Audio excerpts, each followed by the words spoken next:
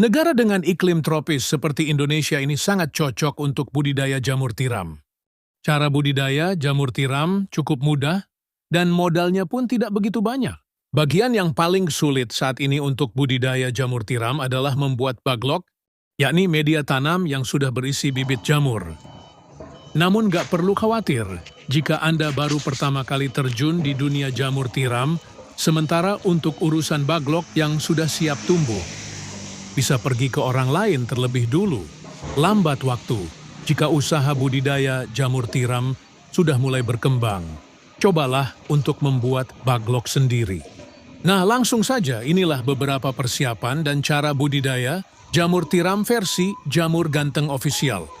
Yang pertama, menyiapkan kumbung. Kumbung ialah semacam rumah untuk jamur, yakni tempat untuk manaruk dan merawat baglok hingga tumbuh jamur siap panen.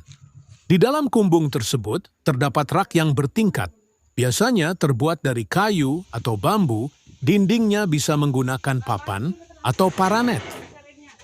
Dan pada bagian atap menggunakan genteng, jangan menggunakan seng atau asbes yang mudah mendatangkan panas.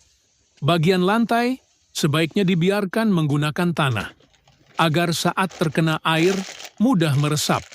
Sedangkan untuk ukuran rak, bisa Anda sesuai sendiri tergantung ukuran kumbung dan baglok yang akan dibudidaya. Namun idealnya ketinggian ruang sebaiknya tidak kurang dari 40 cm. Rak bisa dibuat 2 hingga 3 tingkat lebar. Rak 40 cm dan panjang setiap ruas rak 1 meter. Setiap ruas rak bisa memuat 70 hingga 80 baglok. Kemudian menyiapkan baglok. Perlu kalian tahu, kualitas baglok yang bagus sangat mempengaruhi pertumbuhan dari jamur itu sendiri. Baglok ialah media tanam untuk meletakkan bibit jamur yang terbuat dari serbuk gergaji.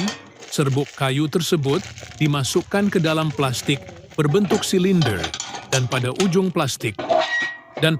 plastik diberi lubang, di mana lubang tersebut nantinya jamur tiram akan tumbuh keluar. Saat ini baglok jamur tiram YJ berbobot 1 kg dijual, kisaran harga 3.000. Cara merawat baglok. Pertama, silahkan letakkan baglok pada rak yang sudah berada di kumbung. Anda bisa menyusunnya secara vertikal atau horizontal.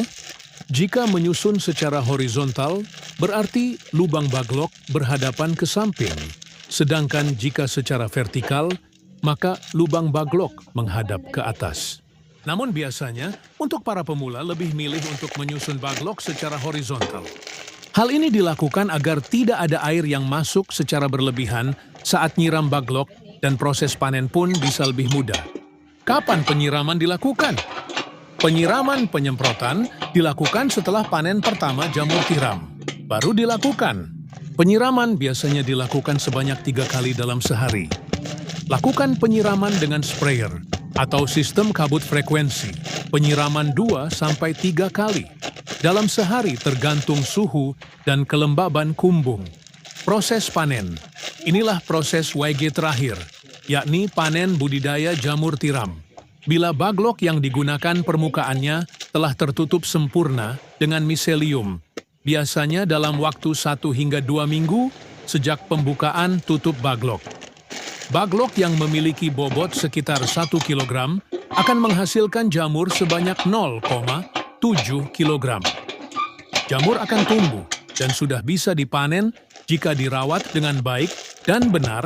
Baglok jamur bisa dipanen hingga 4-5 kali panen. Setelah itu, baglok dibuang atau bisa digunakan bahan ompos.